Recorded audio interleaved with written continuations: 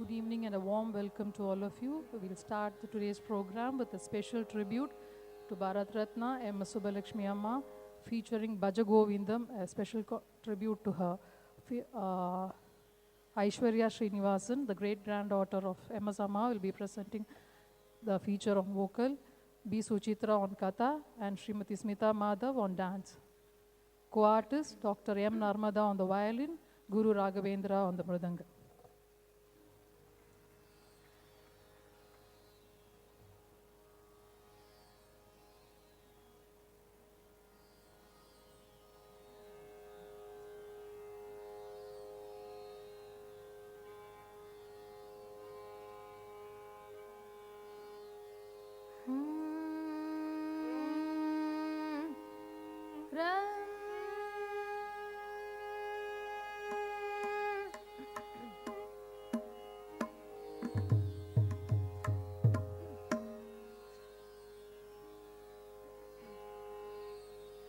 सिद्धि विनायक मूर्ति की जय। गोपिका जीवन स्मरणं गोविंद गोविंद। जानकी कांत स्मरणं जय जय राम राम। नमः पार्वती पतये हर हर महादेव। आंजनेय मूर्ति की जय। सद्गुरु स्वामिनः जय।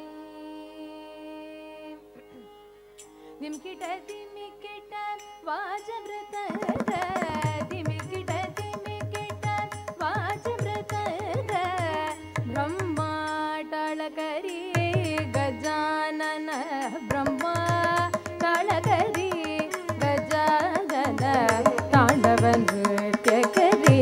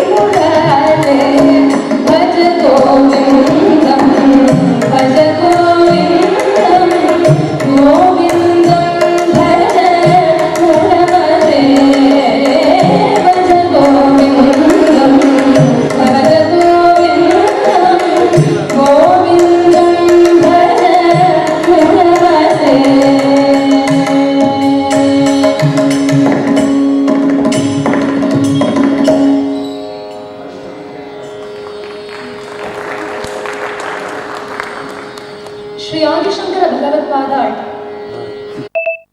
அத்புதமான பல தத்துவார்த்தங்களை இந்த பஜகோவிந்தம் அப்படிங்கறதுல ரொம்ப அழகா எடுத்துரைத்திருக்கிறார். உள்ள போனா என்னமோ ஒரு வரியில இருக்கு எல்லாம். ஆனா அந்த ஒரு வரிக்கும் நம்ம வியாக்கியானத்தை தெரிஞ்சுக்கணும்னா ஒரு ஜன்மம் பத்தாது. அத்தனை சமாச்சாரங்கள், அத்தனை தத்துவார்த்தங்கள். ஒருத்தருக்கு வயசு ஆகிண்டே போறது. வயசு ஆக ஆக ஆக ஆக என்ன ஆகணும்னா பக்குவம் வரணும், ஆசைகள் குறையணும். ஆனா இந்த லோகத்திலேயோ இந்த யுகத்திலேயோ எப்படி இருக்குன்னார், வயசு ஏற ஏற ஆசைகளும் ஏறிண்டே போறது. வயசு ஏறினா ஆயுஷு குறையும், ஆசையும் குறையணும். ஆனா இங்க வயசு ஏறும் பொழுது ஆசையும் கூடவே சேர்ந்து ஏறிண்டே போயிட்டு இருக்கு. எத்தனை வயசானாலும் உண்மையான சந்தோஷம், நிரந்தரமானது எது, சாஸ்வதமானது எதுன்னு தெரியாம மனசு அலைபாயறது.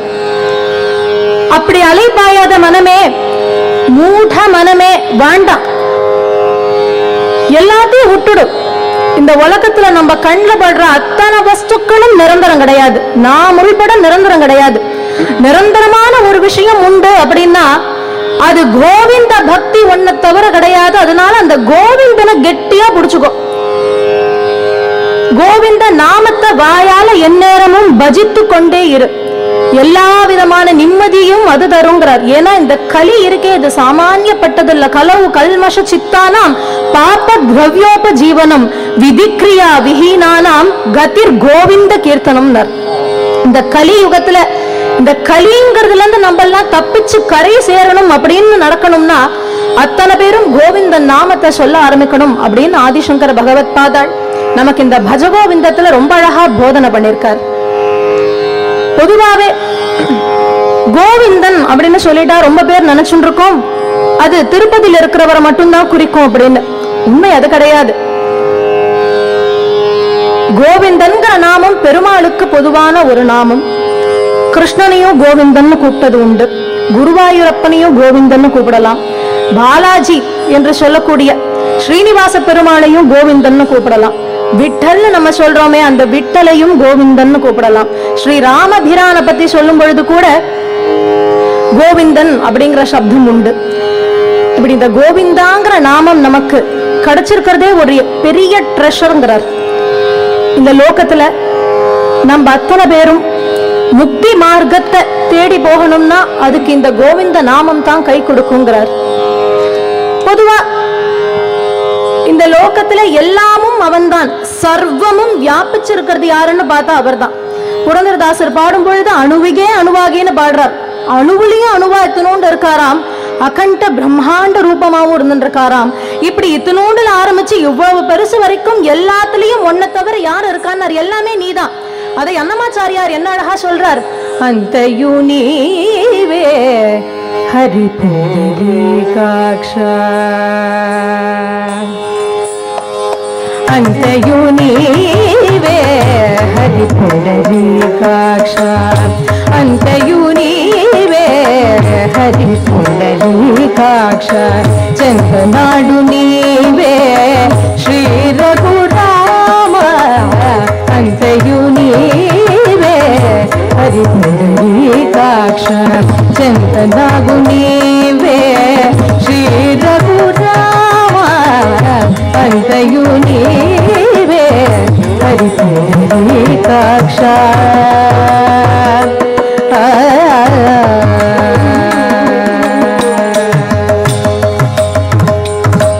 కులమును నీవే గోవిందుడా, కులమును నీవే గోవిందుడా, నా కలిమియు నీవే కరుణానిధి, కులమును నీవే గోవిందుడా, నా కలిమియు నీవే కరుణానిధి, కలమును నీవే ధరణీధరా,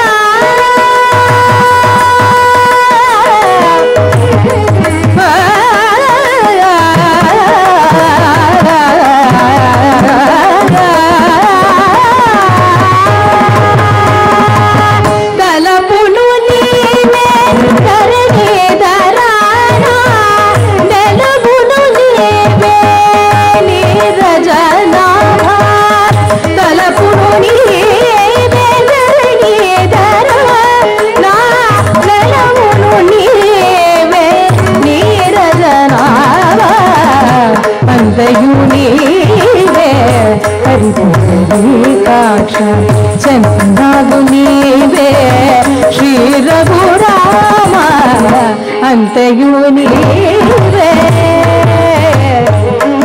అంతయు నీవే గోవింద,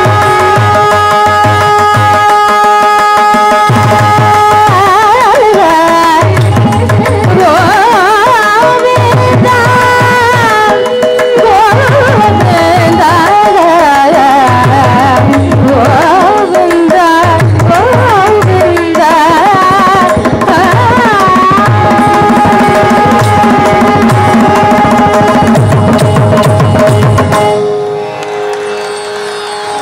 அந்தையும் நீன்னுட்டார், எல்லாமே நீதான்.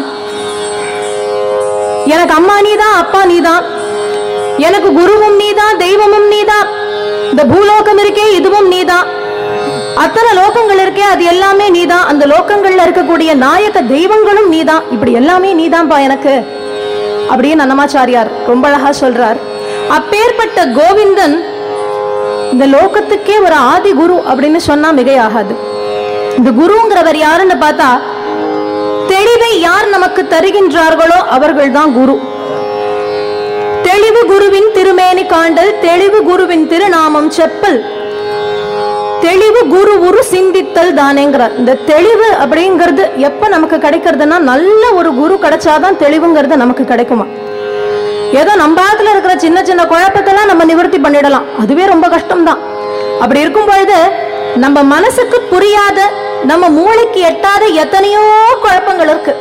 அத்தனை குழப்பங்களையும் நிவர்த்தி பண்ணி நமக்கு தெளிவு பண்ணக்கூடிய குருவா இருக்கிறவர் சாக்ஷாத் திருமால் அப்படின்னு சொல்லக்கூடிய மகாவிஷ்ணு.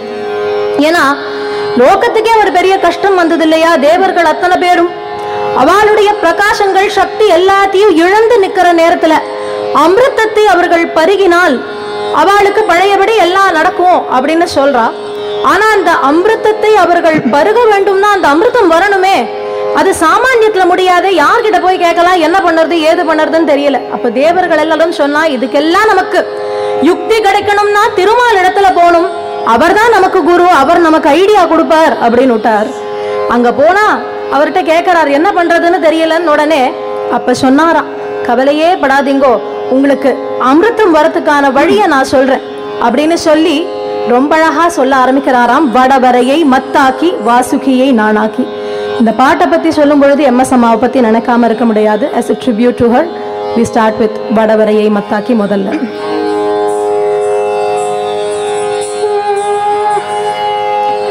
வடவரையை மத்தாக்கி வாசுகியை நானாக்கி, வடவரையை மத்தாக்கி வாசுகியை நானாக்கி, கடல் வண்ணன் பண்டொரு நாள், கடல் வண்ணன் பண்டொரு நாள், கடல் வயிறு கலகினையே, கடல் வயிறு கலகினையே, கலகினையே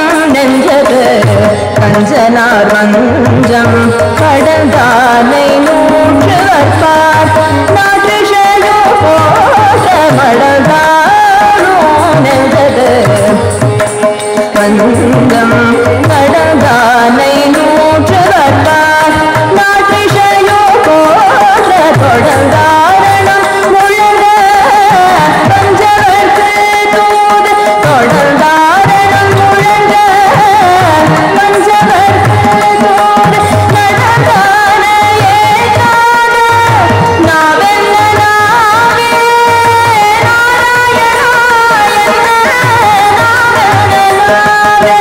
நடந்தானையே காண நாவென்ன நாவே நாராயணா என்ன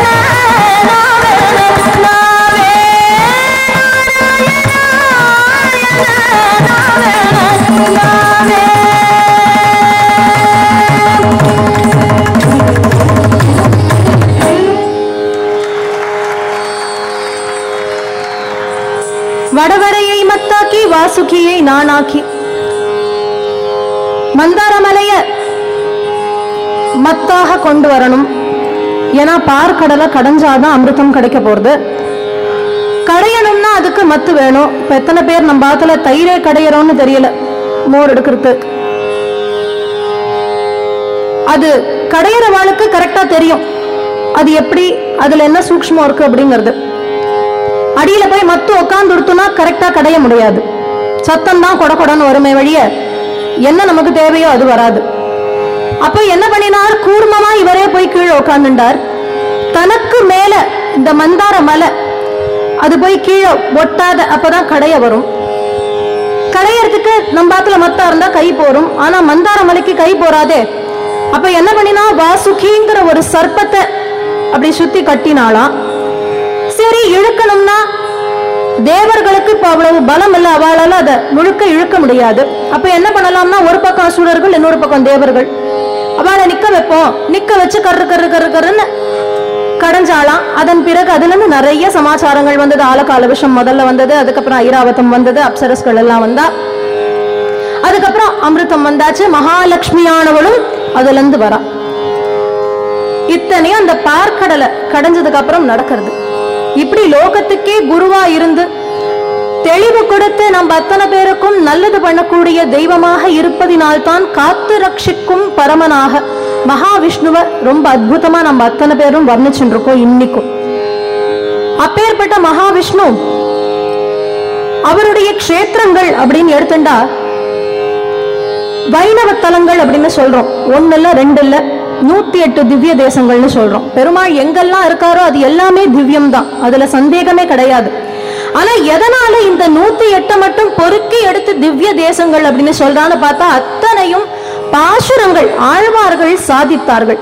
எந்த க்ஷேத்திரத்துல ஆழ்வார்கள் எல்லாம் பாசுரங்களை சாதித்தார்களோ அந்த க்ஷேத்திரம் திவ்ய தேசம் அப்படின்னு அழைக்கப்பட்டது. அந்த இடத்துல சுவாமி ரொம்ப உகந்து இருக்காராம். ஏன்னா பக்தர்கள் எல்லாம் தன்னை பத்தி பாடியிருக்காங்கிற சந்தோஷத்தோட அந்த க்ஷேத்திரங்கள்ல எல்லாம் இருக்கா. இந்த 108க்கு அதுல இருந்து 3 சூஸ் பண்ணுங்க அப்படின்னு சொல்ற. டாப் 3 அப்படின்னு மிஸ்ஸே யாரும் பண்ண முடியாத க்ஷேத்திரம் அப்படின்னா ஸ்ரீரங்கம் அப்படின்னு சொல்லக்கூடிய ரங்கநாத க்ஷேத்திரம். அடுத்தாப்புல வரதராஜ பெருமாள் அப்படின்னு சொல்லக்கூடிய காஞ்சிபுரம் வரதராஜ பெருமாள் க்ஷேத்திரம் ஒண்ணு.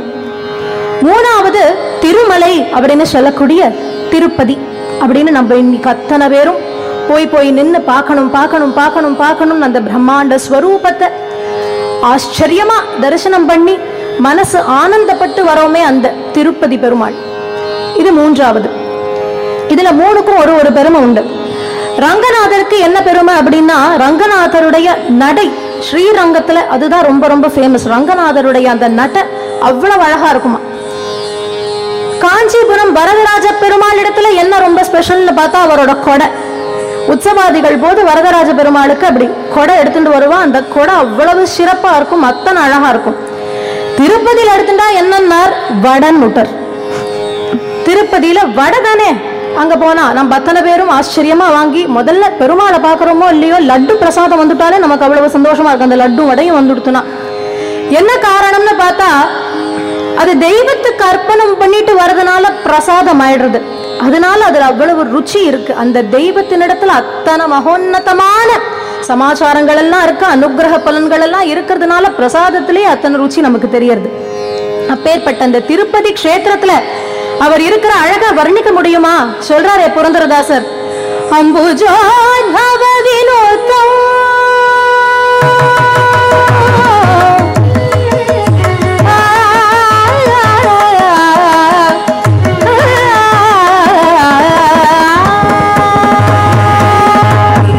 வெங்கடாச்சல நிலையம்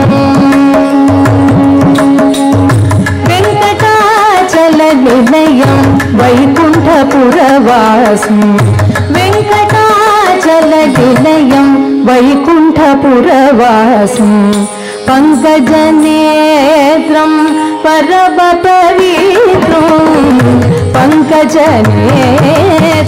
பரம பவித்ரம் சங்கச்சக்ரதர சின்மய ரூபோ வெங்கடாச்சல நிலையம் வைகுண்டபுரவாசம் பங்கஜநேத்ரம் பரம பவித்ரம் சங்கச்சக்ரதர சின்மய ரூபோ வெங்கடாச்சல நிலையம்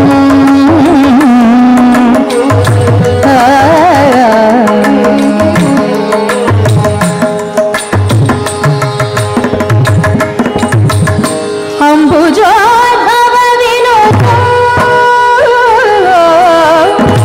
அம்புஜோத்பவ வினோதம் அகணித குணநாமோ அம்புஜோத்பவ வினோதம் அகணித குணநாமோ தும்புரு நாரத கான விலோலோ தும்புரு நாரத கான விலோலோ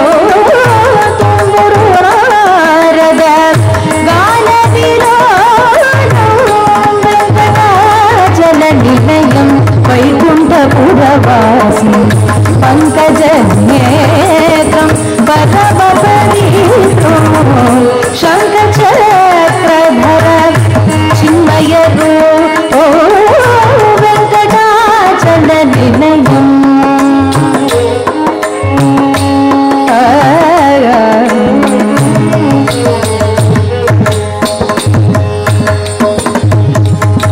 மகர குண்டலதரம் மதன கோபாலம்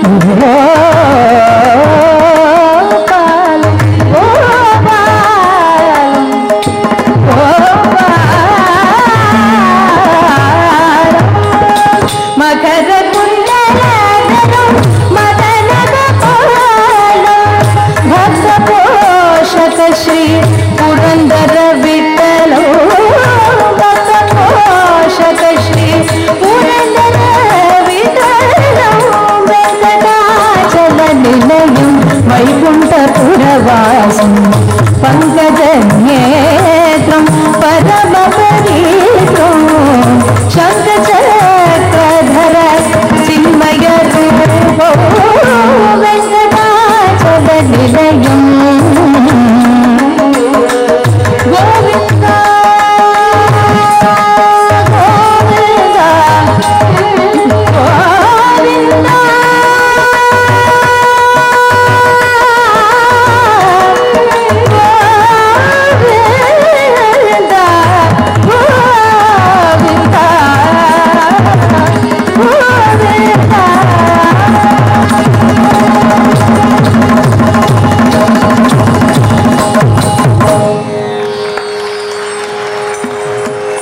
அம்புஜோத்பவ வினுதம் என்ன அழகா இருக்கார். லோகத்துலலாம் எல்லாருக்கும் நீங்க குருவா இருக்கேள், வாஸ்தவம் தான். ஆனா எல்லாரும் லக்குவா அப்படி வந்து பார்க்கணுமே. நீங்க வைகுண்டத்திலேயே உட்கார்ந்து இருந்தேன்னா அத்தனை பேரும் எப்படி வந்து பார்க்க முடியும்? பூலோகத்துல காலத்துல ஒரு க்ஷேத்திரத்துக்கு வந்தா தானே அந்த சந்தோஷம் கிடைக்கும். அர்ச்சா திருமேனியா அப்படி நீங்க வந்து நிற்கும் பொழுது உங்களுடைய ஸ்வரூபத்தை கண்ணார பார்த்து மனசார சேவித்து ஆனந்த கண்ணீர் பிரவாகமா வரும் பொழுது கோவிந்தா கோவிந்தா கோவிந்தான்னு உன்னுடைய திருநாமத்தை சொல்றது விட மனசுக்கு என்ன சந்துஷ்டி இருக்க போறதுங்கிறார். அப்பேற்பட்ட அந்த திருப்பதி க்ஷேத்திரத்தின் மகாத்மியம், அந்த திருப்பதி பெருமாள் எப்படி இந்த பூலோகத்துக்கு வந்தார் அப்படிங்கறத தான் அடுத்து இப்போ பார்க்க இருக்கும். ஒரு சமயம் பார்க்கடல்ல பெருமாள் படுத்துட்டு இருக்காராம். ஆதிசேஷன் மேல அப்படி ஜம்மனு படுத்துட்டு இருக்கார். பாத சேவனம் பண்ணிட்டு இருக்கா யாரு? மகாலட்சுமி ஆனவள் ஸ்ரீதேவி. இந்த ஸ்ரீயும் பெருமாளையும் பிரிக்கவே முடியாது. அந்த ஸ்ரீங்கிற சப்தம் இல்லாத பெருமாளை யாரும் சொல்லவும் மாட்டா. யாராவது முதல்ல சொன்னா அவரை சொல்லும் பொழுதே திருமால் அப்படின்னு தான் ஆரம்பிப்பா. திருநா ஸ்ரீ, திருமால், திருமார்பன், ஸ்ரீதரன், ஸ்ரீகரன், ஸ்ரீனிவாசன் இப்படி சொல்லிட்டே போகலாம். அந்த ஸ்ரீ சப்தம் இல்லாத அவரை யாருமே சொல்ல மாட்டா. ஆனா அப்பேற்பட்ட ஸ்ரீயானவளுக்கு இப்படி பாத சேவை பண்ணிட்டு இருக்கும் பொழுது தோணர் தான், ஆஹா பெருமாளுடைய பாதத்தையே நம்ம பார்த்துட்டு இருக்கோமே, அவருடைய முக்க சேவை நமக்கு கிடைக்க மாட்டேங்கிறது. வரவாளுக்கெல்லாம் எளிமையா கிடைக்கிறது. ஏன்னா அவள்லாம் நின்று இருக்கா, பளிச்சுன்னு அப்படி வந்தார்னா அவர் முகத்தை காமிச்சு விடுறார். ஆனா இவரோ படுத்துட்டு இருக்கார். இவ கால் மாட்டுல உட்கார்ந்துட்டு இப்படி அமைக்க விட்டு இருக்கிறதுனால பெருமாளுடைய முகத்தை சரியாவே பார்க்க முடியாதா, நினைச்ச உடனே பார்க்க முடியாதா. அப்படியே பழைய காலத்து பெண்மணி இல்லையோ, ஆம்படியான கூப்பிட்டு ஒரு நிமிஷம் முகத்தை காமிங்கலாம் சொல்ல மாட்டான். எட்டி பார்க்கறதுக்கும் அவளுக்கு கூச்சமா இருக்கும். எங்க நம்ம எட்டி பார்க்கறச்ச அவர் நம்மளை பார்த்துட்டா அப்படின்னு அந்த ஒரு கூச்சம் எல்லாம் அவளுக்கு இருக்குமா. அதனால மகாலட்சுமி என்ன பண்ணுவானா, அப்படி எவ்வளவு முடியுமோ அப்படி பார்ப்பானா. இந்த அளவுக்கு தான் தெரியும், அந்த முழுசான முகமண்டலம் தெரியாது. ஆச்சரியமா பார்க்கடல்ல படுத்துட்டு இருக்காரு, இவளும் பாத சேவனம் பண்ணிட்டு இருக்கார். அதைத்தான அன்னமாச்சாரியார் நமக்கு சொல்றார், இந்த மாதிரி கோபியமான தம்பதிகளா இருக்கணும். எப்படி இருக்கார்? கமலா சகின்னு. கமலம் அப்படின்னாலே அவதான், கமலத்திலிருந்து வந்தது இல்லையா, அவளோட என்ன அழகா இவர் இருந்துட்டு இருக்காரு. செந்தாமரையில எப்பொழுதும் வீற்றிருக்கும் மகாலட்சுமி சமேதனாக இவரை பாக்குறச்சே நல்லா இருக்குமே. பாட ஆரம்பிக்கிறச்சே எப்படி ஆரம்பிக்கிறா? ஸ்ரீமன் நாராயணன் ஆரம்பிக்கிறா இல்லையா?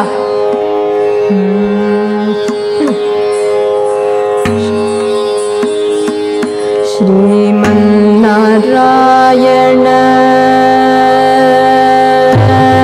ஸ்ரீமன் நாராயண ஸ்ரீமன் நாராயண ஸ்ரீமன் நாராயண ஸ்ரீமன் நாராயணனே ஸ்ரீபாதமே சரண். ஸ்ரீமன் நாராயண ஸ்ரீமன் நாராயண ஸ்ரீமன் நாராயணனே ஸ்ரீபாதமே சரண். ஸ்ரீமன் நாராயண ஸ்ரீமன் நாராயண ஸ்ரீமன் நாராயணனி ஸ்ரீபாதமே சரணு. ஸ்ரீமன் நாராயண ஸ்ரீமன் நாராயண ஸ்ரீமன் நாராயணனி ஸ்ரீபாதமே சரணு.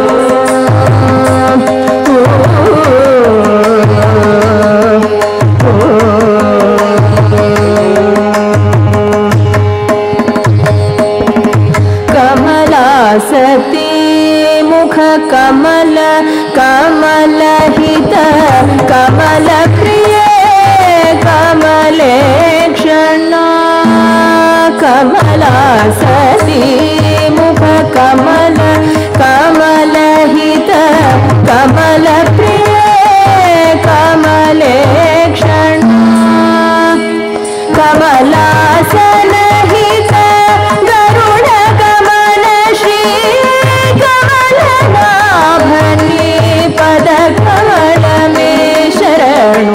कमलासन हित गरुड कमल श्री कमल नाभनि पद कमल में शरणु. श्रीमन् नारायण श्रीमन् नारायण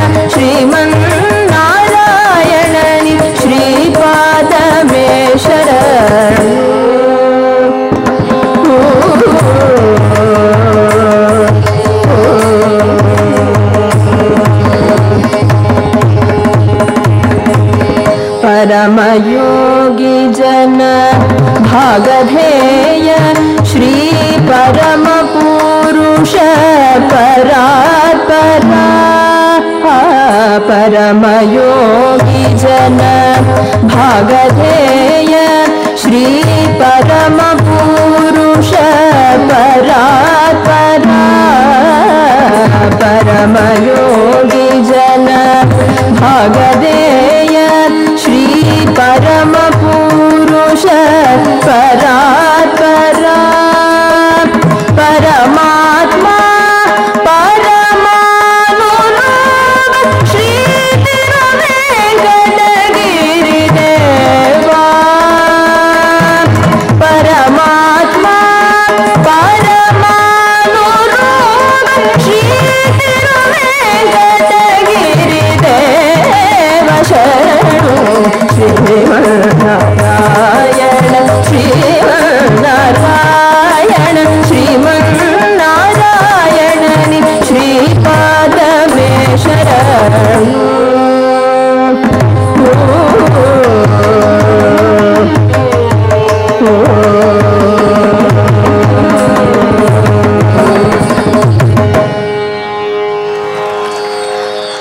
ஸ்ரீமன் நாராயணங்கிற பாட்டை கேட்டுட்டாலே அத்தனை பேர் காதுலயும் எம்எஸ் அம்மாவுடைய குரல் தான் ரீங்காரம் ஒழிச்சுட்டு இருக்கும். எத்தனை பேர் பாடினாலும் குரூப்பா ஒரு 100 பேர் உட்காந்து பாடினா கூட தனியா நம்ம காதுல அந்த எம்எஸ் அம்மாவுடைய ஒரு குரல் ரீங்காரம் கேட்டுட்டே இருக்கும். அதுக்கு என்ன காரணம்னா அதுல இருந்து ஆத்மார்த்த பக்தி ஒண்ணுதான், வேற எதுவுமே கிடையாது. பக்தி அப்படின்னு சொன்னாலே எம்எஸ் அம்மாவை பத்தி பேசாத இருக்க முடியாது. அதனால இது கர்நாடகாவோட பக்தி உற்சவம். இந்த பக்தி உற்சவத்துல எம்எஸ் அம்மாவுக்கு ஒரு ட்ரிபியூட்டா அதை பண்றதை விட ஒரு பெரிய பொருத்தம் இருக்குமான்னு தெரியாது நிச்சயமா. ஸ்ரீமன் நாராயணன் அப்படி பார்க்கடல்ல படுத்துட்டு இருக்கார். இவ்வளவு மகாலட்சுமியோ மனசுல நினைச்சுண்டு முக சேவை கிடைக்காதா, நினைச்ச போது முக சேவை நமக்கு கிடைக்க மாட்டேங்கிறதேன்னு கார அப்படி அழுத்திட்டே இருக்கா. நம்ம எல்லாம் என்ன பண்ணுவோம், ஏதாவது ஒண்ணு நமக்கெல்லாம் அது எப்ப கிடைக்க போறதோ அப்படின்னு அப்படி மேல நிமிர்ந்து பார்ப்போம் இல்லையா. அந்த மாதிரி மகாலட்சுமி என்ன பண்றா, என்னைக்கு நமக்கு பெருமாளுடைய முகசேவை பார்க்க போற பாக்கியம் கிடைக்கிறதோன்னு அப்படி நிமிர்ந்து பார்த்தாலாம். என்ன ஆச்சரியம்னார், அவர் படுத்துட்டு இருந்தது ஆதிசேஷன். ஆதிசேஷனுக்கு 1000 தலை உண்டு, 1000 சிரஸ் இருக்கு. அந்த 1000 பணாமகுடத்திலையும் 1000 ரத்னம் தொங்கின்னு இருக்கு. ஒன்னொன்னுத்துல ஒரு ரத்னம் தொங்கின்னு இருக்கு. அந்த 1000 பணாமகுடத்துல இருக்கிற 1000 ரத்னத்திலையும் பெருமாளுடைய முக பிம்பம் அப்படி 1000 முக சேவை கிடைக்கிறதா. ஒரு முக சேவை காசுப்பட்டா நிமிந்து பார்த்தா 1000 முக சேவை கிடைச்சதான்.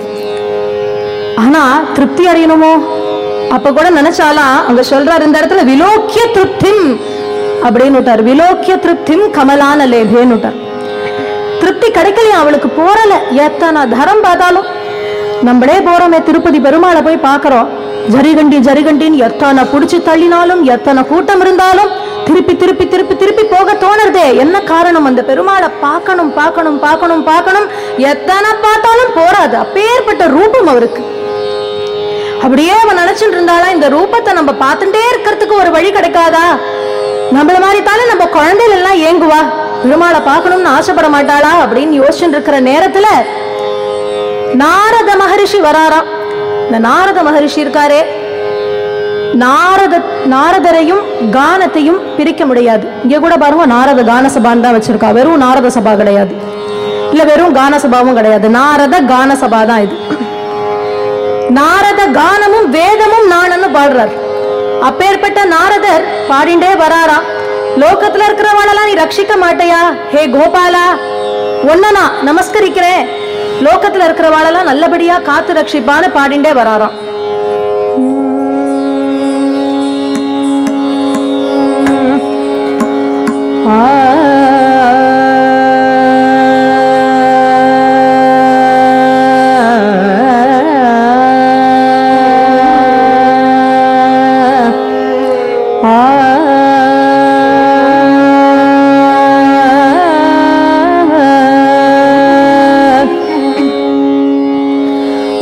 भावयामि गोपाल बालं मनसेवितं तत्पदं चिन्तयेयं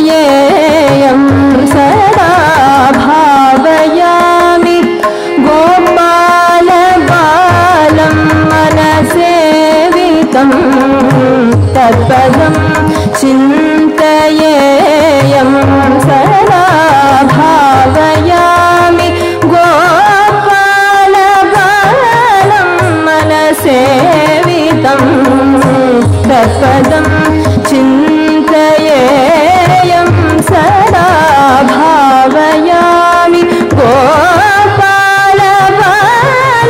मनसेवितं तत्पदं चिन्तयेयं सदा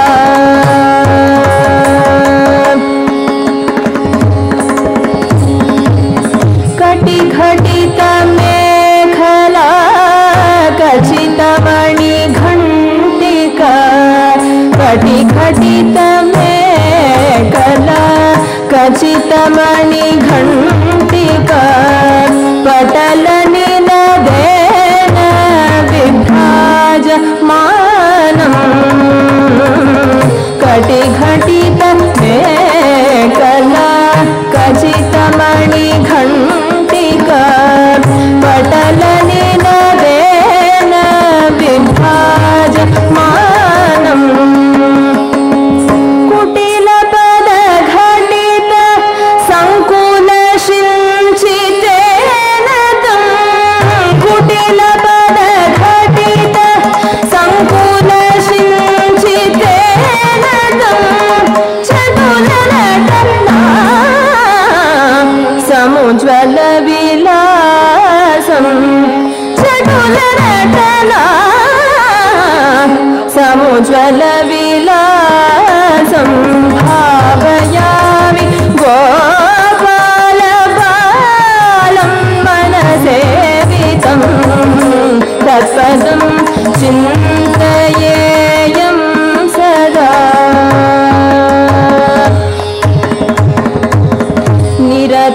निरतकरकलित नवनीतं निरतकरकलित नवनीतं निरतकरकलित नवनीतं ब्रह्मादि सुरनिकर भावना शोभितपदम्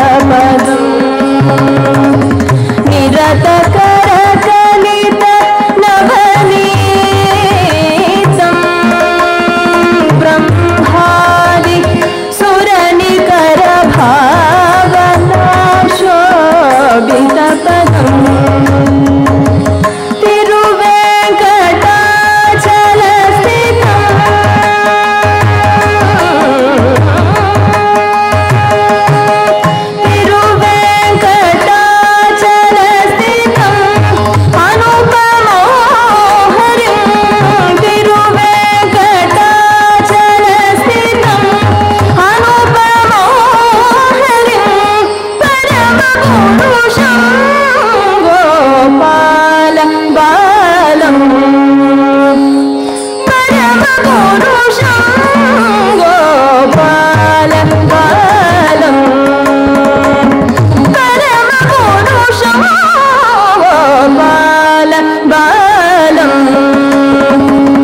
भावयामि गोपालबालं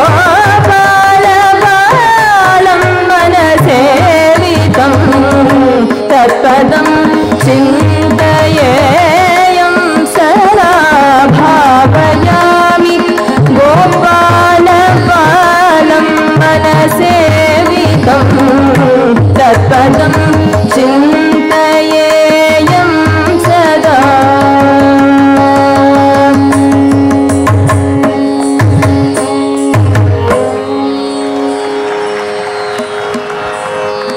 हे गोविंदा हे गोपालान நாரத மகரிஷி பாடிண்டே வந்தாராம். ஸ்வாகதம் நாரதரே, என்ன சமாச்சாரம்னார். நான் எப்படி லோக சஞ்சாரம் பண்ணிட்டு இருக்கேன், எந்நேரமும் சஞ்சாரம் பண்ணிட்டே இருக்கேன். அதனால உங்களை பார்க்கணும்னு நினைச்சா ஏதோ இப்படி வர முடியறது.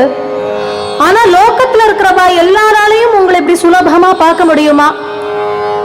அந்த பக்தர்களுக்காக நீங்க ஒரு அர்ச்சா திருமேனி எடுத்து பூலோகத்துக்கு வரணும்னார்.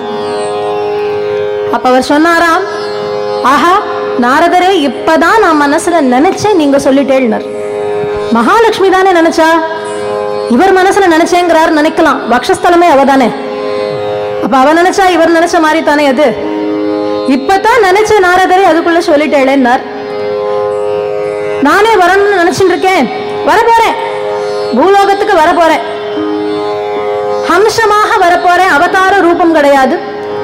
ஏன்னா அவதாரம் அப்படின்னு வந்தாச்சுன்னா அதுக்கு ஒரு முடிவு உண்டு. ஹம்சமாக ஒருத்தர் வந்தாச்சுன்னா, அர்ச்சா ரூபமாக வந்தாச்சுன்னா அவளுக்கு முடிவு கிடையாது. அதனால அர்ச்சா திருமேனியாகத்தான் நான் வர போறேங்கிறார். அப்ப நாரத மகரிஷி ஆச்சரியமா கேட்கிறார், ஆஹா, சுவாமியுடைய திருப்பாதம் இந்த பூலோகத்துல பட போறதா? எப்பேற்பட்ட பாதம்ங்கிறார். பிரம்மா பூதேவி இத்தனை பேரும் பூஜை பண்ணின பாதம் அது. கருடன் சுமந்தன் இருக்கிற பாதம் அது. 3 அடி கேட்டு உலகத்தை அளந்த பாதம் அது. வரும் பக்தர்கள் ஓடி வந்து சரணாகத்தின்னு அடையிற பாதம் அது. அப்பேற்பட்ட பாதம் பூலோகத்துக்கு வர போறேளா? பூலோகத்துல வைக்க போறேளா அந்த பாதத்தை? ஆஹா, ரொம்ப சந்தோஷம், ரொம்ப சந்தோஷம். அஹோ ஆனந்தம் ஆனந்தம் ஆனந்தம்ங்கிறார். சரி நாரதரே, வருதுன்னு முடிவாயிடுத்து. நல்ல பிளேஸா நீங்களே சொல்லுங்க. ஏன்னா நீங்க தான் நிறைய லோகத்தை வியாபிச்சிருக்கள், போய் போய் நிறைய பார்த்திருக்கள், வியாபகம் பண்ணிருக்கள் நிறைய. அதனால உங்களுக்கு நல்லா தெரியும், கரெக்டான ஒரு டெஸ்டினேஷன் எனக்கு சொல்லுங்க. நாரதர் பார்த்தார், அப்பேற்பட்ட ஒரு இடம் இருக்கு. திராவிட தேச கிழக்கு சமுத்திரத்திலிருந்து மேற்கே சில கோச்சர தூரம் போகணும். அங்க ஒரு இடம் இருக்குன்னார். ரொம்ப நல்லா இருக்குமா? பிரமாதமான இடமானார். ஓஹோ, இடத்தை பத்தி சொல்றேன் கேளுங்கன்னார். நல்லா பச்சை பசேர்னு இருக்குமான்னார். பச்சையாவது பசேராவது பொட்ட காடாக இருக்கும், ஒண்ணும் இருக்காது. வறண்ட பிரதேசம், பஞ்சம், பசி, பட்டினி, பிணி இத்தனையும் இருக்கு. அந்த இடத்துல யாரும் வந்து இருக்கவே மாட்டா. அப்பேற்பட்ட இடம். சுத்தி இருக்கிறவா எல்லாம் நல்லா கஷ்டப்பட்டு இருக்கா. எங்க பார்த்தாலும் ரோகம், எங்க பார்த்தாலும் ஒரே வியாதி. இப்படியே தான் அங்க எல்லாரும் இருந்துட்டு இருக்கா. அதுதான் உங்களோட டெஸ்டினேஷன் வாங்கன்னாராம். நாரதரே, நான் அர்ச்சா திருமேனி எடுத்துன்னு வந்து சௌக்கியமா பூலோகத்துல இருக்கிறதுக்கு ஒரு இடத்த கேட்டா, நன்னா கிளி கொஞ்சிருது, மாலிரும் சோலையா இருக்கு, பிரமாதமா இருக்கு, புஷ்பங்கள் எல்லாம் பூத்து குலுங்கிறது, அந்த மாதிரி ஒரு இடத்த சொல்ல மாட்டேளா? அதை விட்டுட்டு என்னவோ பஞ்சங்கிறேள், பட்டினிங்கிறேள், பிணிங்கிறேள், வியாதிங்கிறேள், மரங்களே இல்லாத இடம், ஜலம் கூட கிடைக்காத இடம், வறண்ட பிரதேசம், இப்படியெல்லாம் சொல்றேளே அப்படின்னார். ஆமா, பின்ன அந்த மாதிரி இடத்துக்கு நீங்க எதுக்கு? இந்த மாதிரி இடத்துக்கு தானே நீங்க தேவை. இப்படி வறண்டு ரொம்ப ரொம்ப சிரமப்படுற இடத்துல பெருமாளுடைய பாதம் பட்டா அந்த கஷ்டங்கள் எல்லாம் பறி போயிடாதோ? அங்க இருக்கிறவாளுக்கெல்லாம் சந்தோஷம் கிடைக்காதோ? அதுக்காக நீங்க வரணும். சரி நுட்டார், வரே நுட்டார். முதல்ல என்ன பண்ணினார்? ஆதிசேஷனை அனுப்பினாராம். ஆதிசேஷனை அனுப்பி, நீ போய் அந்த இடத்துல முதல்ல இருந்து போப்பா, மலையாக நீ இரு, உன் மேல நான் வந்து இருக்கேன்னு விட்டார். அதனால தான் இன்னைக்கும் அந்த திருப்பதிக்கு சேஷாத்ரின்னு ஒரு பேர் உண்டு. சேஷம், ஆதிசேஷனே மலையாக வந்ததுனால நம்ம தூரக்கன்னு பார்த்தோம்னா அப்படி ஒரு சர்ப்பம் வளைஞ்சு வளைஞ்சு போற மாதிரியே இருக்கும் அந்த மலையை பார்க்கறதுக்கு. அதனால தான் அதுக்கு சேஷாத்ரி அப்படிங்கிற பேரெல்லாம் உண்டு. 7 மலையாக, இந்த 7 மலை அஞ்சனாத்ரி, சேஷாத்ரி, வெங்கடாத்ரி, கருடாத்ரி, சிம்ஹாத்ரி, விஷபாத்ரி, நாராயணாத்ரி அப்படிங்கிற 7 மலை. ஆதிசேஷன் முதல்ல போயாச்சு. அப்போ என்ன ஆறுது? அந்த பிரதேசத்தை ஆண்டு வந்தவர் யாருன்னு பார்த்தா 2வது தொண்டைமான் சக்கரவர்த்தி. தொண்டைமான் 2 அப்படின்னு இங்கிலீஷ்ல எழுதியிருப்பா. அந்த 2வது தொண்டைமான் சக்கரவர்த்தி இந்த நடுநாடு அப்படின்னு சொல்லக்கூடிய இடத்தை அரசாட்சி பண்ணிட்டு இருந்தார். இந்த நடுநாடுங்கிறது எப்படின்னா, மேற்கே 6 காடுகள், கீழே 6 காடுகள். அதுதான் இப்ப நம்ம ஆர்காட்னு சொல்றோம். பிரிட்டிஷ்காரனுக்கு 6 காடுன்னு சொல்ல தெரியாது இல்லையா? அதுதான் நார்த் ஆர்காட், சவுத் ஆர்காட் அப்படின்னு இப்ப சொல்றான். அந்த 6 காடுகள், அது எல்லாத்தையும் ராஜ்ய பரிபாலனை பண்ணிட்டு நாராயணபுரிங்கிற இடத்த கேபிட்டலா வச்சுண்டு சந்தோஷமா இருந்துட்டு இருக்கார். அந்த ஊர்ல ஒரு முக்கியமான ரூல் என்ன அப்படின்னு பார்த்தா, அங்க ஆயர் குலத்தை சேர்ந்தவர்கள் இருக்கின்றார்கள். அவர்கள் எல்லாரும் தினம் ஒரு பால் குடத்தை கொண்டு போய் கப்பமாக கட்டணும் மன்னனுக்கு. இது அவளுடைய நித்தியப்படி அவ பண்ண வேண்டிய ஒரு கர்மாவாக இருந்தது. தினம் இந்த ஆயர்கள் அதை பண்ணிட்டு இருக்கா. ஒரு நாள் என்னாருது, அந்த வழியா போறாளாம். இந்த ஆயர்கள் எல்லாம் கேட்கவே வேண்டாம், அவ அத்தனை பேருக்கும் கிருஷ்ணனை தவிர வேற தெய்வமே கிடையாது. கிருஷ்ணனை நினைச்சு நினைச்சு நினைச்சு நினைச்சு உருகி உருகி உருகி பாடிண்டே போறாளாம். கிருஷ்ண லீலையெல்லாம் மனசுல நினைச்சுண்டாளாம்.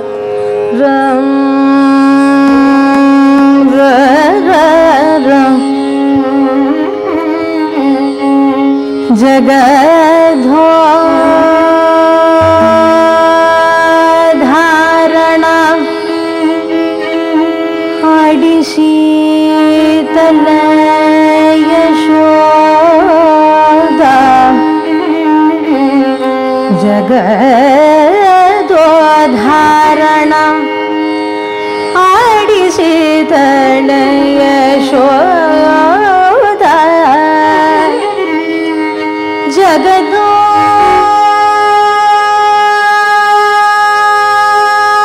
ಧಾರಣ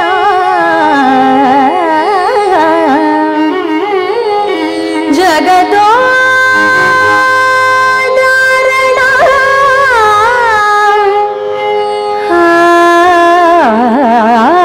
ಆಡಿಸಿದಲ ಯಶೋದ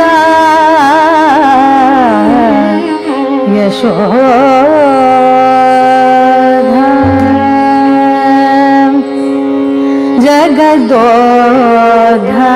ಜಗದೋಧಾರಣ ಆಡಿಸಿದಳ ಯಶೋಧ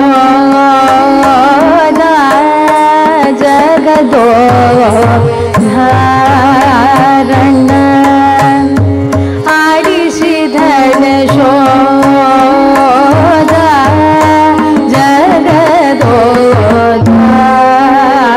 ಜಗದೋಧಾರಣ ಆಡಿಸಿದಳ ಯಶೋಧ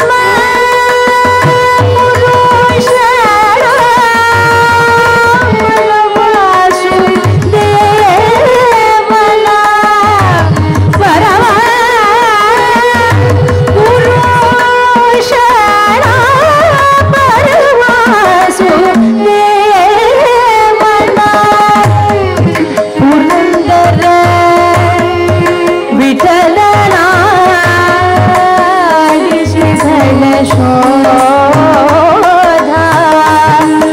புரந்தர விட்டலனா ஆடிசிதல யசோதா புரந்தர விட்டலனா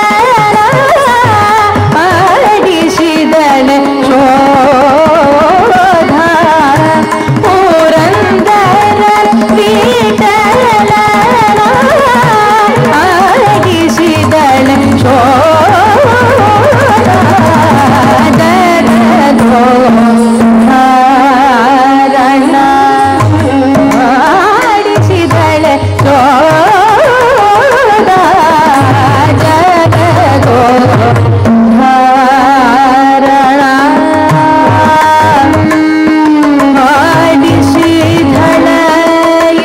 ஆடிசிதல யசோதா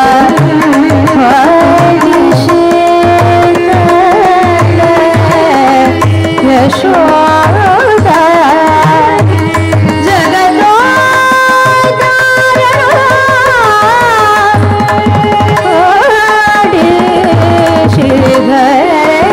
யசோதா யசோதா யசோதா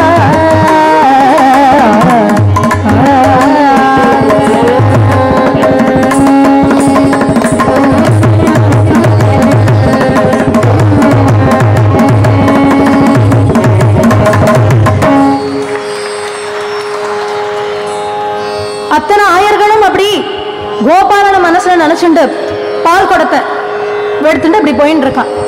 அந்த இடத்துல ஒரு புளிய மரம் ஒண்ணு இருக்கு. அந்த புளிய மரத்துக்கு கீழே ஒரு புத்து ஒண்ணு இருக்கு. பேசிண்டே போறா. முதல்ல ஒரு ஆயர் குலத்து பெண்மணி அப்படி பால் குடத்தை எடுத்துட்டு அப்படி போனாலாம். அவ்வளவு நாடி நன்னா இருந்த குடம் படார்னு அங்கேயே கீழே உடைஞ்சு அந்த பால் எல்லாம் புத்துக்குள்ள போறது. சரி, அவ சொல்ற ஏதோ தெரியாத கை நழுவிடுத்து போல இருக்குடி அப்படின்னு சொல்லிட்டே போறா. அடுத்தவ போறா, அவளுக்கும் அதே ஆறுது. அடுத்து ஒரு 3-4 பேரா சேர்ந்து போறா, எல்லாருக்கும் அதே ஆறுது. இப்படி ஏதோ இங்க நடக்கிறது. இவ எல்லாரும் மன்னன்ட்ட போய் இதை சொல்றதுக்கு போறா. இதை போய் நம்ம நிச்சயமா மன்னன்ட்ட சொல்லி ஆகணும், சக்கரவர்த்திட்ட போய் இதை சொல்லிடுவோம் அப்படின்னு இவ எல்லாரும் புறப்பட்டு போனா. அங்க என்ன இருக்கு, இதே சமயம் இன்னொரு பேரல் ஸ்டோரி. அந்த ஊர்ல ஒரு ஃபார்மர், விவசாயி. அந்த விவசாயிக்கு தினம் என்ன வேலை அப்படின்னா, அப்படி கையில சாப்பாடு வந்த உடனேவே அந்த சாப்பாடை பாப்பாராம். ஹே அப்படின்னு மேல ஒரு கத்து கத்துவாராம். அது பக்தி. அவளுக்கு என்ன தெரியும், கிருஷ்ணா ராமா கோவிந்தாங்கிறதெல்லாம் அப்ப தெரியாது. அப்படி பார்த்து அந்த விவசாயி ஹே அப்படின்னு ஒரு குரல் கொடுப்பாராம். அது இறைவனுக்கு அவர் பண்ற நேவேத்தியமா, அதாவது முதல்ல சாப்பாட சுவாமிக்கு நேவேத்தியம் பண்ணிட்டு அதுக்கப்புறம் நம்ம சாப்பிட்றதா ஒரு மனசுல அவருக்கு ஒரு திருப்தி. ஒரு நாள் என்னாச்சு, இப்படி அந்த மாதிரி சாப்பாடை வச்சிருக்காரு. இவருடைய பையன் அந்த சாப்பாடை சாப்பிட போயிட்டார். அந்த பையனை கூப்பிட்டு சொல்றாரு, இந்த மாதிரி பண்ணாதேன்னு. இதே மாதிரி இன்னொரு நாள் என்ன ஆறுது, அங்க நிறைய தானியங்கள் எல்லாம் விளைஞ்சிருக்கு. அது எல்லாத்தையும் ஒரு பன்றி, ஒரு வராகம் எல்லாத்தையும் குடு குடு குடு குடு குடுன்னு சாப்பிட ஆரம்பிச்சது. இவருக்கு கோபம் வந்தது. அந்த பன்றியை துரத்திண்டே போறாராம், துரத்திண்டே போறாராம், துரத்திண்டே போறாராம், துரத்திண்டே போறாராம். அந்த பன்றி என்ன பண்ணித்தான், ஒரு புளிய மரத்துக்கு கீழே இருக்கிற பாம்பு புத்துக்குள்ள போய் ஒழிஞ்சுட்டு இருப்பான்.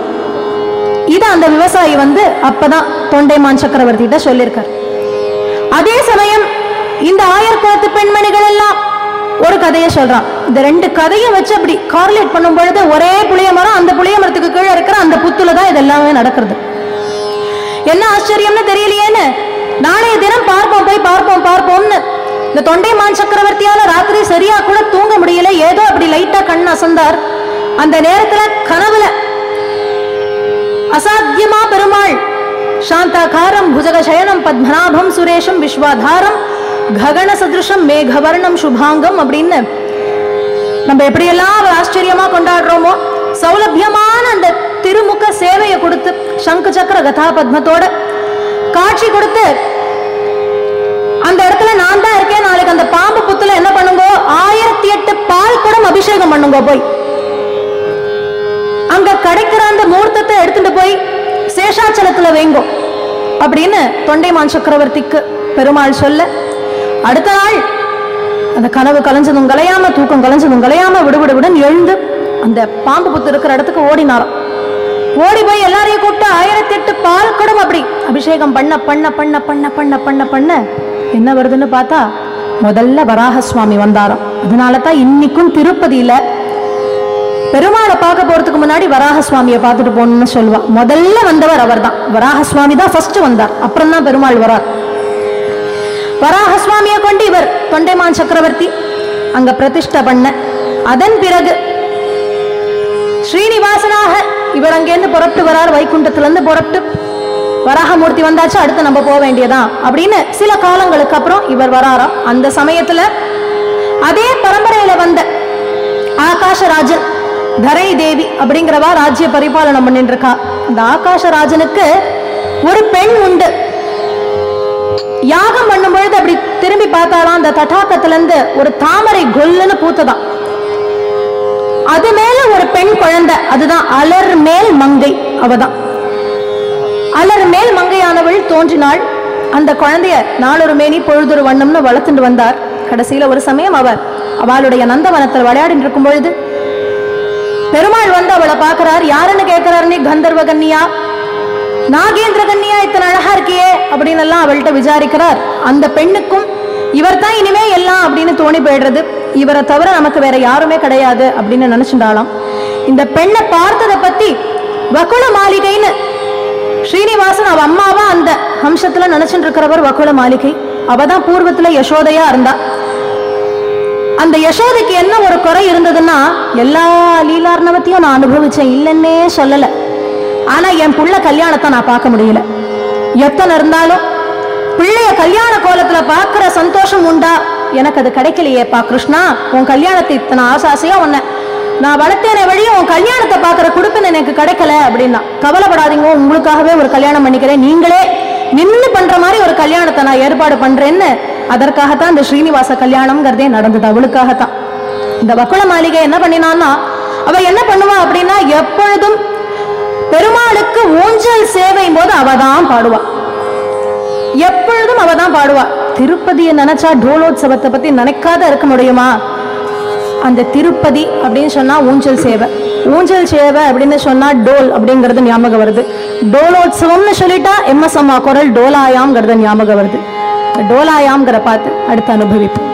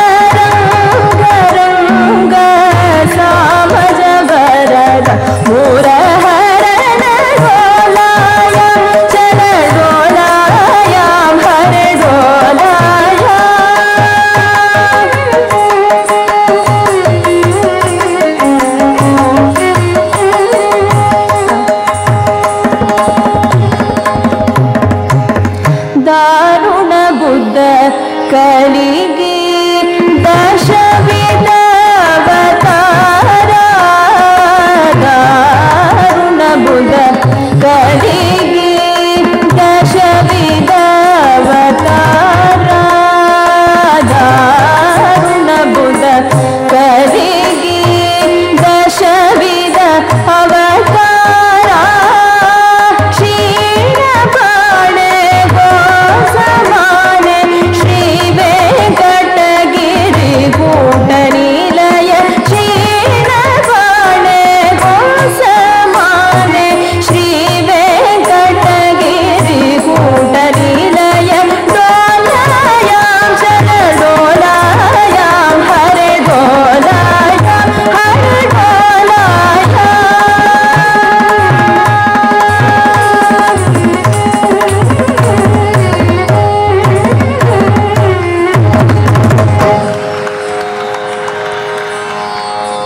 இப்ப கூட கண்ணுக்குள்ள பெருமாள் தெரியவார், ஆனா காதுல எம்எஸ் அம்மாவுடைய குரல் கேட்டுட்டே இருக்கும். ஒரு ஆச்சரியமான விஷயம் என்ன அப்படின்னு பார்த்தா, இந்த அன்னமாச்சாரியா கீர்த்தனைகள் எத்தனையோ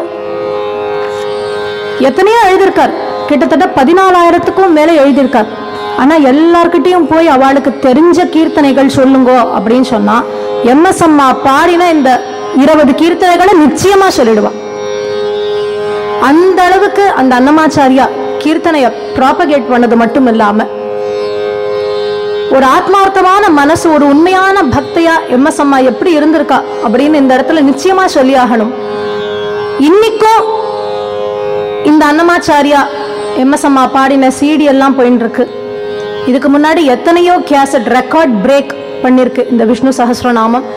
எம்எஸ் அம்மாவுடைய இந்த அன்னமாச்சாரியா கீர்த்தனைகள் டிடிடிக்காக அவ பண்ணி கொடுத்த எல்லா ப்ராஜெக்டும் ரெக்கார்ட் பிரேக் பண்ணிருக்கு. ஆனா அதுல இருந்து வர ராயல்டி எல்லாமே எம்எஸ் அம்மா திருமலா திருப்பதி தேவஸ்தானத்துல இருக்கக்கூடிய வேத பாட்டசாலைக்கு அத்தனையும் கொடுத்துட்டான். இந்த மாதிரி உண்மையான சத் விஷயங்களுக்கு நம்ம கை கொடுக்கணுங்கிற மனசு எத்தனை பேருக்கு வந்திருக்குன்னு கூட தெரியாது. ஒரு பக்தையா எம்எஸ் அம்மாவை பத்தியே ஒரு சரித்திரமே பண்ணலாம். அந்த அளவுக்கு எம்எஸ் அம்மாவினுடைய பக்தி தான். எம்எஸ் அம்மான்னு நம்ம சொன்ன உடனேவே அவ இசை நமக்கு ஞாபகம் வருதோ இல்லையோ, அந்த தெய்வீகத்தையும் பக்தியையும் யாராலையும் மாற்ற முடியாது. அதுதான் முதல்ல மனசுல வந்து நிற்கும். மதுரை அங்கேருந்து வந்தவா எம்எஸ் அம்மான்னு சொல்லுவா. ஆனா சாக்ஷாத் மீனாட்சி தேவி ஸ்வரூபமா தான் நம்ம கண் முன்னாடி எல்லாம் அந்த அம்மாவெல்லாம் வந்தா. அந்த அழகு, அந்த சௌலபியம், அது அத்தனையும் எம்எஸ் அம்மாக்கு ஏன் வந்தது, எப்படி வந்ததுன்னா அந்த பக்தி கொடுத்தது. எல்லாமே அத்தனையும் பக்தியால வந்தது. அந்த பக்தியினால அப்படி ஒரு தேஜோமயமான அழகும் சாஸ்திரிகமான சங்கீதமும் எம்எஸ் அம்மாக்கு கிடைச்சதுன்னா அதுக்கு அந்த பக்தி ஒண்ணுதான் காரணம், வேற எதுவுமே கிடையாது. பக்திங்கிறது வந்துட்டா லோகத்துல எதை வேணாலும் ஜெயிக்கலாம் அப்படிங்கிறதுக்கு வைகையிலிருந்து வந்த எம்எஸ் அம்மா யூவன் வரைக்கும் போயிட்டு நம்ம கல்ச்சரை ப்ராபகேட் பண்ணிருக்கான்னு சொன்னா மிகையாகாது. அதுக்கு எல்லாம் காரணம் அவள்கிட்ட இருந்த அந்த அத்தியந்த பக்தி அப்படின்னு சொன்னா நிச்சயமா அது ரொம்பவே பொருத்தமா இருக்கும். இங்க வக்குல மாளிகைட்ட ஸ்ரீனிவாச பெருமாள் ஆனவர் வந்து சொல்றார், ஒரு பொண்ணை பார்த்தேன், பத்மாவதிங்கிறவளை பார்த்தேன், ஆகாஷராஜன் புத்திரி அப்படின்னு சொல்றா. கவலைப்படாதப்பா, உன்னுடைய கல்யாணத்தை எப்படியாவது என்னால முடிஞ்ச அளவுக்கு நான் ஹெல்ப் பண்றேன்னு அந்த அம்மா குருத்தியாக வேஷம் போட்டுண்டு குறி சொல்றவளா அங்க போய் சொல்லி கல்யாணமும் ரொம்ப அழகா ஏற்பாடுகள் எல்லாம் ஆயிடுறது. 33 கோடி தேவர்களும் வந்துட்டா, பெருந்தவ முனிவர்களும் வந்துட்டா, நாட்டு பிரஜைகள் அத்தனை பேரும் இருந்துருக்கா. ஆகாஷராஜன், தரணி தேவி, அந்த தம்பதிகள், அவளுடைய பந்து மித்ராதிகள் எல்லாரும் அங்க இருக்க. இந்த 1000 கால் மண்டபத்துல ஆச்சரியமா பத்மாவதி கல்யாணம் நான் சொல்றேன். ஆனா லோகம் பூரா அது ஸ்ரீனிவாச கல்யாணம்னு தான் சொல்லுவா. பத்மாவதி கல்யாணம்னு சொல்றதை விட பொதுவா பெருமாளுடைய கல்யாணங்கள் எதுவுமே அவர் பேரை சொல்லி யாருமே சொல்ல மாட்டா. கிருஷ்ணர் கல்யாணம்னு சொல்ல மாட்டா, ராமர் கல்யாணம்னு சொல்ல மாட்டா. அங்கெல்லாம் பார்த்தோம்னா சீதா கல்யாணம்னு வரும், ருக்மிணி கல்யாணம்னு வரும், ராதா கல்யாணம்னு வரும். அதே போல இங்க சிவன் கல்யாணங்கள்லாம் எடுத்துட்டா கூட சுந்தரேஸ்வர கல்யாணம்னு யாரும் சொல்ல மாட்டா, சிவ கல்யாணம்னு சொல்ல மாட்டா, பார்வதி கல்யாணம்னு சொல்லுவா, மீனாட்சி கல்யாணம்னு சொல்லுவா, காமாட்சி கல்யாணம்னு சொல்லுவா. ஆனா ஒரே கல்யாணம் ஒரு ஆம்பளையோட பேரை வச்சு வந்திருக்கு, ஒரு ஆண் தெய்வத்தினுடைய பேரை வச்சு வந்திருக்குன்னா அது ஸ்ரீனிவாச கல்யாணம் தான். எங்க ஆத்துல ஸ்ரீனிவாச கல்யாணம் வச்சிருக்கேன் வாங்கன்னு கூப்பிடுவா, எங்க ஆத்துல பத்மாவதி கல்யாணம்னு சொல்லிட மாட்டான். என்ன காரணம் அப்படின்னு பார்த்தா, இந்த ஸ்ரீனிவாச கல்யாணம் முழுக்க முழுக்க அம்மாவானவ நிறுத்தி நடத்தி வச்ச கல்யாணம் அது. ருக்மிணி கல்யாணம் பார்த்தா அவர் பொண்ணை தானே அழிச்சுட்டு போயிடுறார்.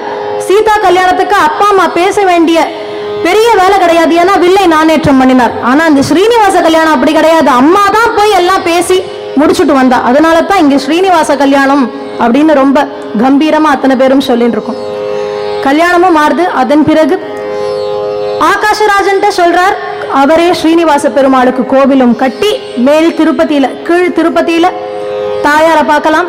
மேல் திருப்பதிக்கு போயாச்சுன்னா திருமலை அப்படின்னு சொல்லக்கூடிய க்ஷேத்திரத்துல இன்னைக்கும் ஸ்ரீனிவாசனாக அவர் இருந்து கொண்டு வரும் பக்தர்கள் யாராவனாலும் இருக்கட்டும், துவைத்தியா இருக்கட்டும், அத்வைத்தியா இருக்கட்டும், முமுட்சுவா இருக்கட்டும், ஞானியாகட்டும், அக்ஞானியாகட்டும், எப்பேற்பட்டவா வந்தாலும் அவ அத்தனை பேரும் சரணாகத்தின்னு அடைஞ்சு ஆனந்தம் பெறக்கூடிய ஒரு க்ஷேத்திரமா அந்த திருமலை இன்னைக்கும் இருந்துட்டு இருக்கு.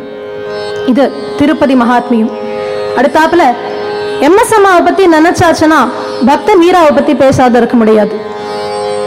லைஃப்ல ஒரு டேர்னிங் பாயிண்ட் எல்லாருக்கும் வருங்கிற மாதிரி மீராவினுடைய வாழ்க்கையில முக்கியமான டேர்னிங் பாயிண்ட் எப்ப வருது, அவர் ராணா கும்பாஜியை கல்யாணம் பண்ணிட்டது அதெல்லாம் வாஸ்தவம் தான்.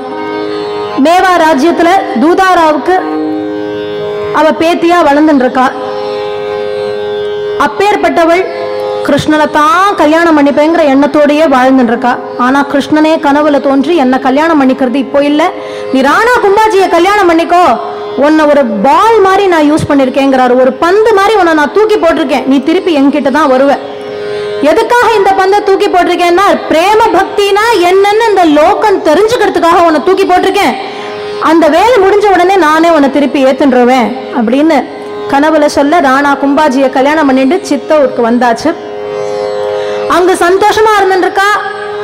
அந்த மாதிரி நேரத்துல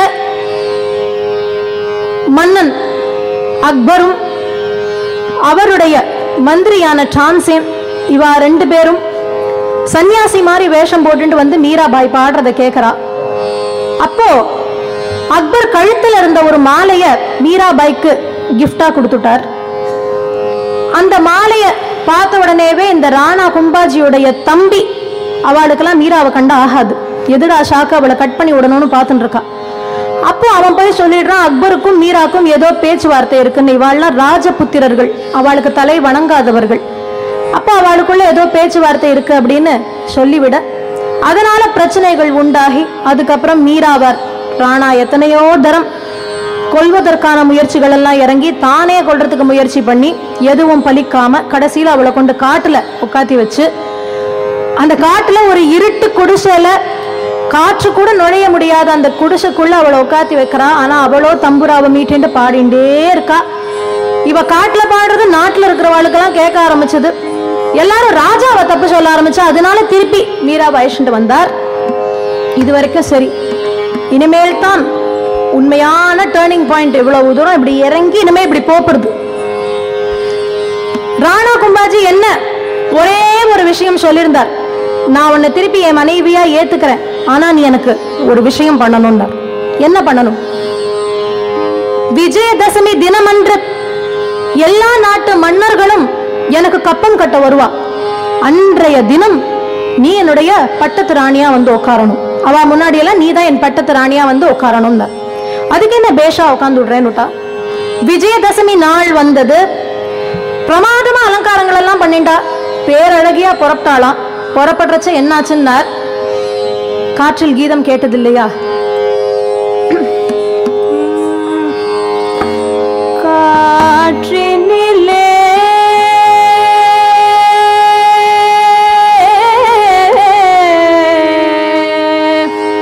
வரும் கீதம், காற்றினிலே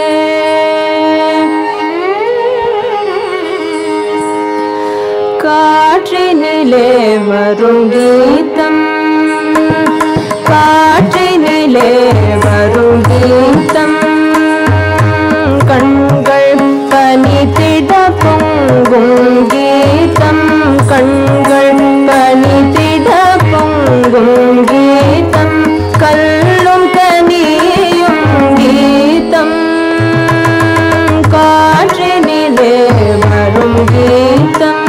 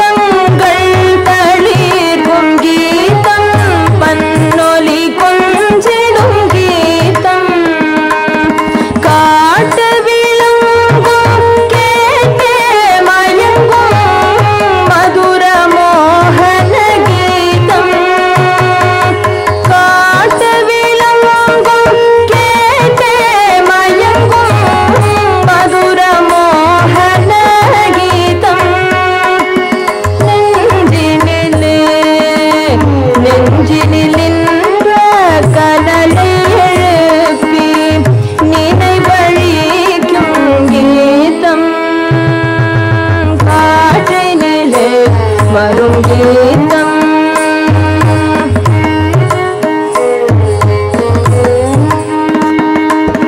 சுனை வண்டுடன் சோலையில் குயிலும் மனம் குவிந்திடவும்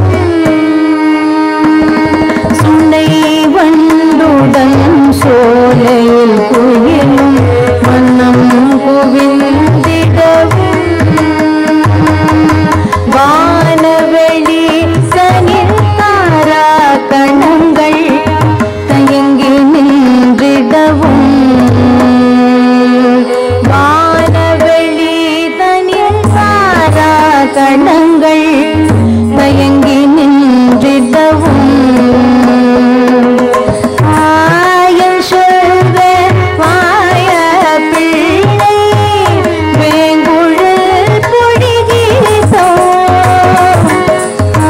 ஆயன் சொல்வ வாய பிள்ளை வேங்குழல் பொழிகீதோ காற்றினிலே வரும் கீதம் காற்றினிலே வரும் கீதம்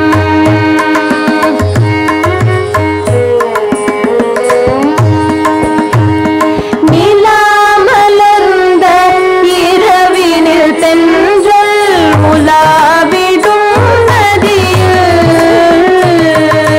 நிலா மலர்ந்த இரவினில் தென்றல் உலாவிடும் நதியில் நீல நிறந்த பாலகன் ஒருவன் குழல் ஊதி நின்றான் நீல நிறந்த பாலகன் ஒருவன் குழல் ஊதி நின்றான் காலமெல்லாம் காலமெல்லாம் அவன் காதலை எண்ணி உருகுமோ என் உள்ளம் காற்றினிலே வரும் கீதம் காற்றினிலே வரும் கீதம் காற்றினிலே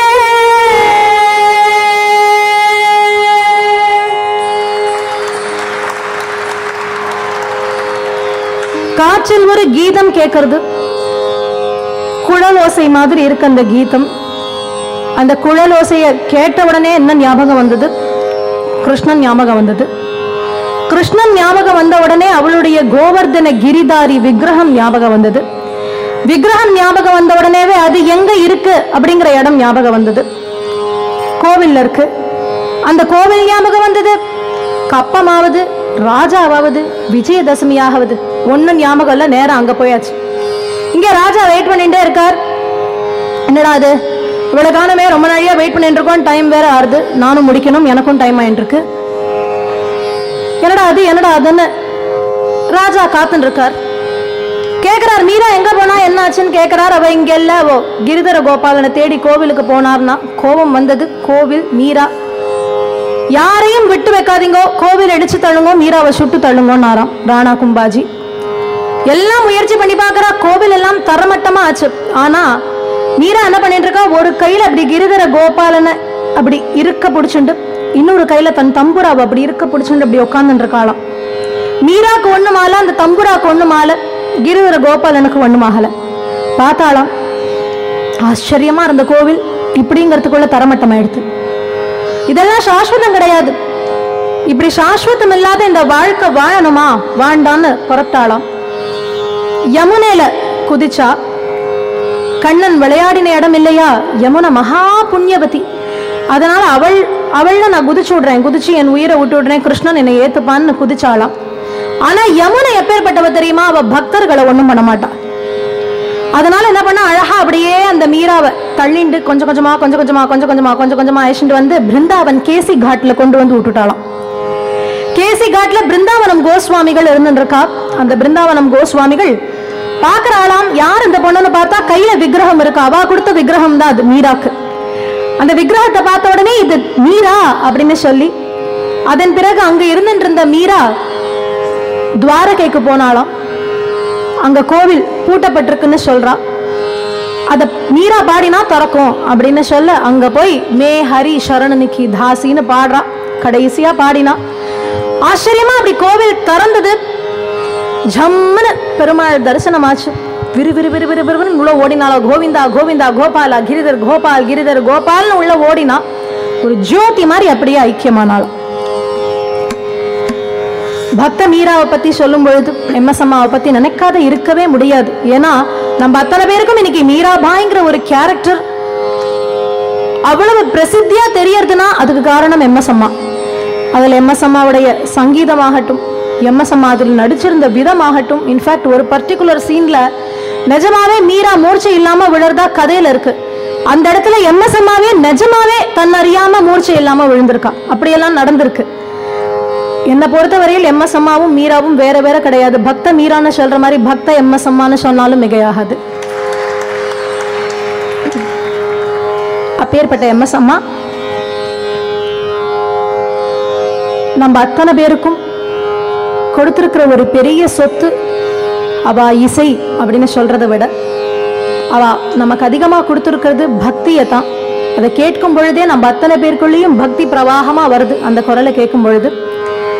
இன்றைய தினம் இந்த கர்நாடகாவுடைய பக்தி சங்கீத் உற்சவ்ல பஜகோவிந்தம்ங்கிற ஒரு டாபிக் கொடுத்து அதையும் எம்எஸ் அம்மாவையும் ஒரு ட்ரிபியூட்டா இருக்கணும் அப்படின்னு ரெண்டையும் காரிலேட் பண்ணி பண்றதுக்கான ஒரு ஆப்பர்ச்சுனிட்டி கொடுத்ததுக்கு மீண்டும் கர்நாடகா அண்ட் ஸ்ரீ பார்த்த சாரதி சுவாமி சபா கமிட்டி மெம்பர்ஸ் எல்லாருக்கும் என்னுடைய மனமார்ந்த நமஸ்காரங்களையும் நன்றிகளையும் தெரிவிச்சுக்கிறேன்.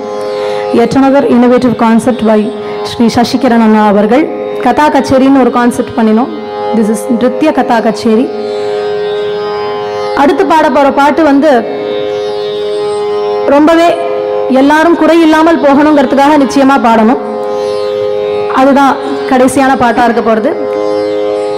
பட் இன்றைய தினம் ஸ்டேஜில் இவ்வளவு தூரம் எனக்கு சப்போர்ட்டிவா இருந்து ஒரு கதா கச்சேரி நிருத்தியம்னு 3 விதமான கலைகளை ஒன்னா கொடுக்கறதுக்கு ஒரு ஆப்பர்ச்சுனிட்டி கொடுத்ததுக்கு மீண்டும் நன்றியை தெரிவிச்சுண்டு ஆன் தி வோக்கல் இருந்த மிஸ் ஐஸ்வர்யா ஸ்ரீனிவாசன் அவர்கள். எல்லாருக்குமே தெரியும் எம்எஸ் அம்மாவுடைய கிரேட் கிராண்ட் டாட்டர் அவா. எம்எஸ் அம்மாவுடைய கொள்ளு பேத்தி ராதா விஸ்வநாதன் மாமியினுடைய பேத்தி அவா. இன்னைக்கு வந்து இந்த பர்டிகுலர் ஈவெண்ட்ல அவா பாடுறது ரொம்ப ரொம்ப பொருத்தமானது. அதே போல அடுத்து பாட போற பாட்டு வந்து ஸ்ரீ ராஜாஜி அவர்கள் இயற்றினது. Smitha Madhav is married to the family of Rajaji. So what more can be a connection? Thank you Smita Madhu for இந்த நிருத்தியத்தை அவ ரொம்ப ரொம்ப நீங்க எப்படி வேணாலும் பாடுங்க, உங்களோட கன்வீனியன்ஸ்க்கு நீங்க பாடுங்க, நான் மேனேஜ் பண்றேன் அப்படின்னு சொல்ற அந்த ஒரு பெரிய ஒரு விஷயம் அது. ஸோ ஸ்மிதா மாதவுக்கு என்னுடைய நன்றி, ஐஸ்வர்யாவுக்கும் என்னுடைய மனமார்ந்த நன்றிகள். And of course on the violin Narmada அக்கா இருக்கா இன்னைக்கு.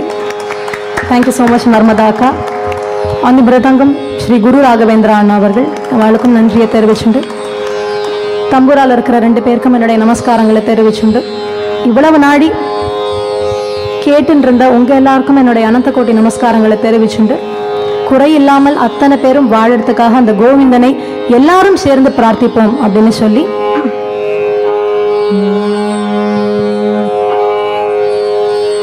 குறை ஒன்றும் இல்லை மறைமூர்த்தி கண்ணா, குறை ஒன்றும் இல்லை கண்ணா,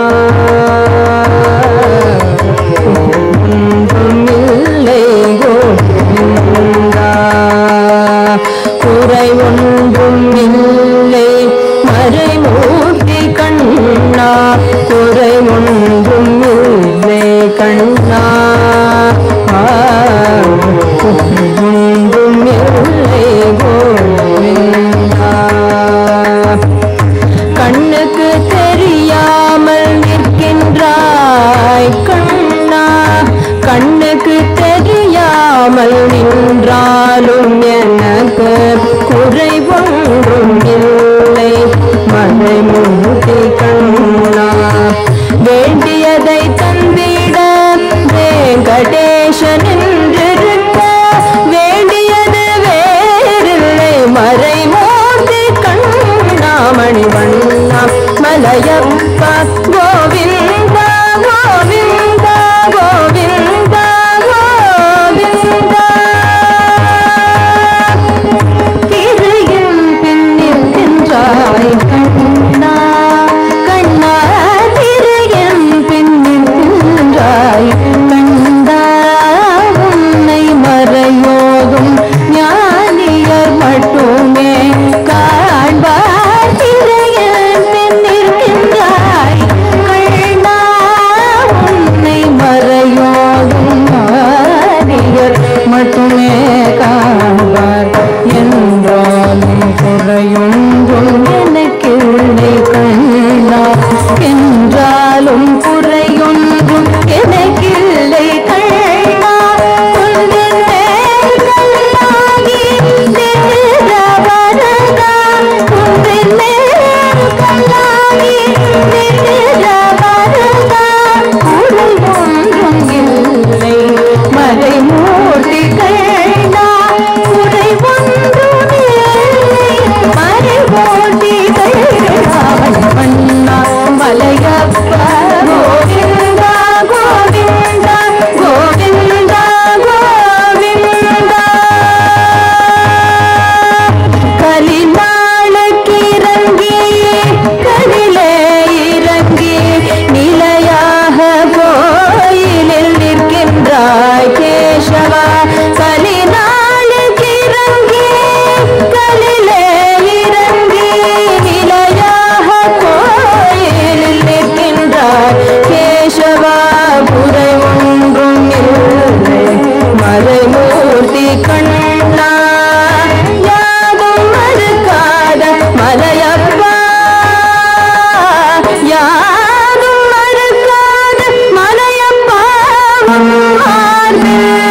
ஏதும் தர நிற்கும் கருணை கடலன்னை என்றும் இருந்திட ஏது குறையனக்கே, என்றும் இருந்திட ஏது குறையனக்கே, ஒன்றும் குறையில்லை மறைமூர்த்தி கண்ணா, ஒன்றும் குறையில்லை மறைமூர்த்தி கண்ணா, மணிவண்ணா மலையப்பா கோவிந்தா கோவிந்தா கோவிந்தா கோவிந்தா கோவிந்தா கோவிந்தா.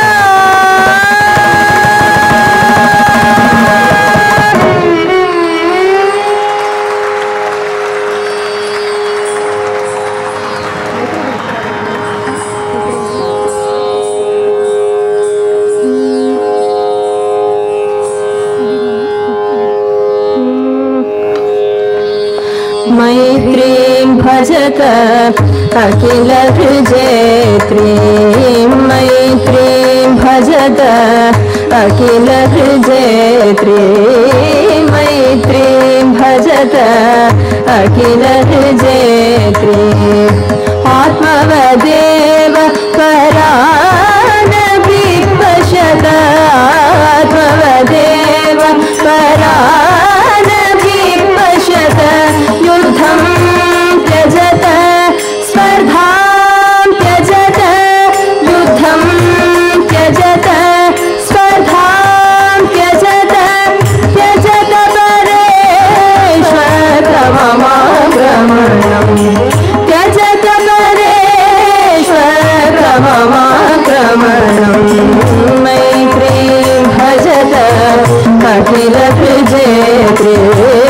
मैत्रीं भजत अखिल जननी पृथ्वी कामदुघासे जननी पृथ्वी कामदुघासे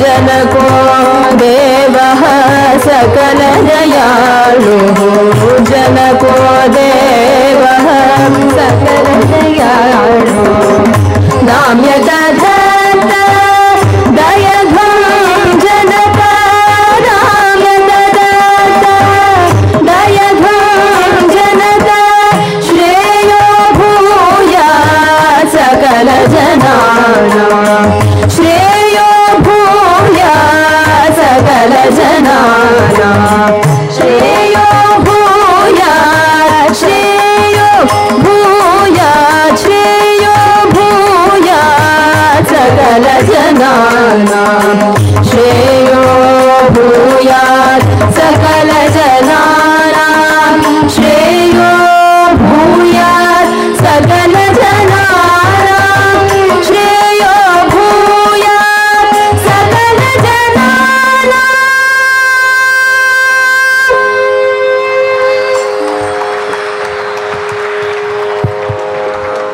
That was a beautifully conceived and executed performance, thematic performance dedicated to none other than Bharat Ratna M.S. Subbalakshmi Amma, titled Bhaja Govindam, as we all heard. It was an experience because this was a new concept, and it's wonderful to have a Nritya Katha Kacheri as a combination, and we're extremely thankful for the artists who have presented this. We had Suchitra on the Harikatha and Okal, and Aishwarya Srinivasan, who is the great-granddaughter of M.S. Amma. I am sure we were delighted to some beautiful musical renditions by both of them. And what is very special is whenever we hear these songs, continuously how these songs have been immortalized by M.S. Amma keeps coming to our mind. And that makes it even more special. And to actually execute these songs after M.S. Amma has done and to do justice is very difficult. But give them one round of applause because they did it exceedingly well.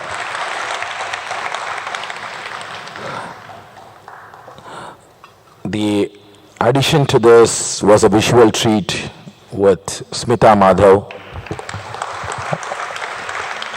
adding in her expressions through the compositions, which was very beautifully depicted, and the bhava was even more further enhanced by the visual treat that Smita Madhav provided for this concert. Of course, I've always said whenever Dr. Narmada ji is on violin, it is nectar dripping on the strings. So she always ensures that every tone is so tuneful and at the same time melodically very aesthetic as well. The appeal is so rich that it enhances the concert. And Vidwan Guru Raghavendra on the Mridangam, every time you hear him, you want to hear more and more. He has been an artist who blends into any kind of concert seamlessly and adds value. We would also like to sincerely thank the two tambura players. I did see one of them also sing, Balaji and Vignesh.